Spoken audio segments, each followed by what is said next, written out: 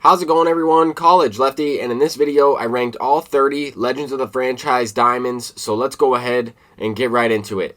We also have some additional content that will be released on Monday, some brand new World Series rewards, and a couple of brand new pennant race diamonds as well. But to get right into it, at number 30 we have Cy Young, and all of these cards are still really good, right? They're all 99 overall players, but somebody had to be ranked at number 30, as well as, kind of the back end of the list here. Todd Helton at number 29, still a very good first baseman. I could see a lot of people starting this card. I could see a lot of people going with Cy Young, depending on what difficulty you're playing on. He does have good speed differential. You might see someone using Jason Bay as more of a bench bat. That's why I kind of have him ranked at number 28.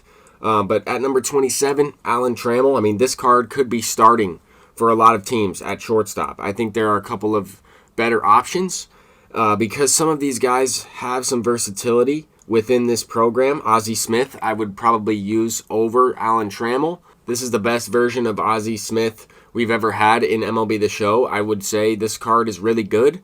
However, I have Jimmy Rollins, so I would probably rank Ozzie Smith a little bit lower than maybe somebody else who needs a shortstop, right? Willie Mccovey at number 25. This guy is a solid first baseman. I probably would not use Mccovey or Todd Helton out in the outfield, but I do have Prince Fielder slightly higher. To me, the only attribute on defense that matters at first base or third base is the reaction, but this guy has a little bit more power, and he will have a silver badge. But I would say he's right in the same category as Todd Helton and Mccovey. Just depends on who you like. But Joe Morgan at number 23. And to me, Joe Morgan just has kind of a weird swing. It is almost not even his swing. It's the way he stands in the batter's box. Almost too close to the plate. Just throws me off a little bit. Mike Schmidt at number 22. I've never really performed that well in MLB The Show with Mike Schmidt cards. He doesn't have the greatest load animation, but I do like his two-handed swing. Just the animation with him striding kind of messes me up. But we have Andre Dawson at 21 and Torrey Hunter at 20. To me, these two guys are pretty similar, right? It depends on, do you want more power against right? Do you want more power against left? Do you want a little bit more speed in Dawson, but, maxed out fielding in Torrey Hunter? I really think those two cards are pretty good. Kind of an interesting pick here, Tony Gwynn at 19. Even though he has lower rated power versus lefties, I would say this card is an all-around beast. And if you play on Legend difficulty, that 125 contact, same type of thing here with Wade Boggs. If you're playing on the harder difficulties, you kind of need that contact. And keep that in mind, right? Not everybody plays on Legend. Some people are playing on All-Star, and certain cards might be better than others on All-Star difficulty.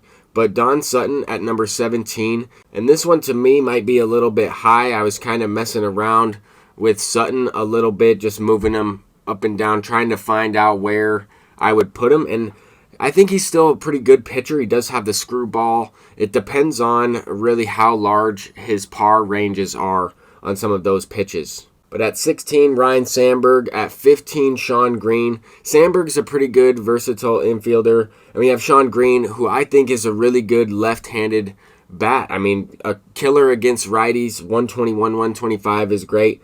Brett Saberhagen at number 14. To me, this card is pretty good. I know it might be a little bit too high in terms of some of the other cards, and he doesn't really have the meta pitches, but I think he does have a kind of a deceptive motion as well as a good speed differential on his fastball and his changeup. Brooks Robinson at number 13, a really good all-around infielder, maxed out defense and some pretty good power. Edgar Martinez at 12. This card to me is more of a all-around pure hitter, but 75 defense is not bad. He will get gold defense at parallel 5. And at number 11, we have Ivonne Rodriguez.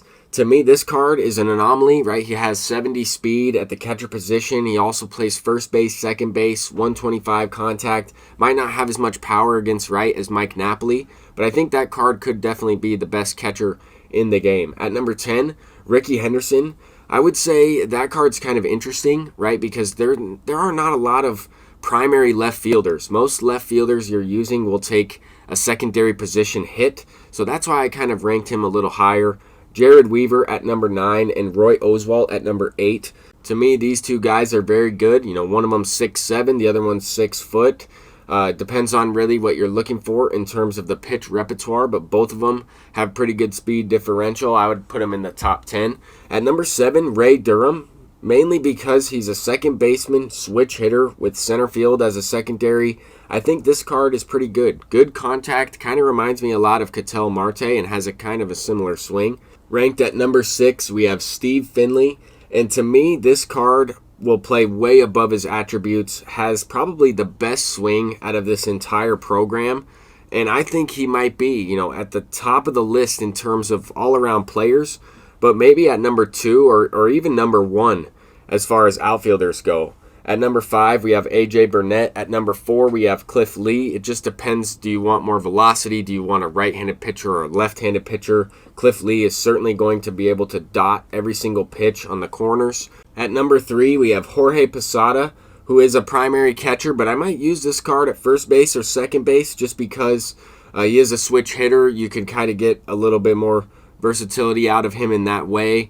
I know I said Pudge might be the best catcher all around just because he has that 125 contact if you're playing on the hardest difficulty, but I would definitely take Jorge Posada maybe on All-Star or even Hall of Fame. At number 2, we have Tom Glabin. At number 1, we have Hank Aaron. I truly think Tom Glabin is the best pitcher out of this program. I like the 95 card that we got earlier, and Hank Aaron's got to be number 1, right? A versatile player all around, can play almost the entire infield, all of the outfield. When you're using this card at the plate, he kind of has some interesting timing windows. He tends to go the other way a lot better than when pulling the ball. You really have to swing early when you're pulling inside pitches, especially sinkers, from the right side, breaking in on the hands. But this is the current squad that I'm using right now, and I do have a lot of other diamond players, right? Just in center field, we have 71 other diamonds. At the starting pitcher position, we have 149 other diamond pitchers we can use, and I do like to mix it up. I don't necessarily use the same 5 rotation every single time. I don't use the same relievers every single game. I am throwing different guys in and out. I'm mixing it up. I do have, a couple really solid starting pitchers on the bench in Cole Hamels, Zach Greinke, Al Leiter, Grayson Rodriguez, even Daniel Espino, and I like to mix in, Corbin Burns, Sandy Alcantara. I have a ton of guys that I can go to, but I wanted to pick up Tom Glabin and Hank Aaron as quickly as possible. I know their price is going to drop down, but when I play ranked seasons or when I log into the game, I just want to use some of the brand new cards. I only have like 85,000 stubs after kind of going through my inventory, kind of starting over with the stub count, but I've earned over 10 million stubs throughout the entire game cycle, and that's how I was able to build my team. But that's going to do it for this video. I'm College Lefty, and that's my Legends of the Franchise Diamonds ranked, all 30 of them. And let me know what you think in the comments section down below. Until next time, peace out.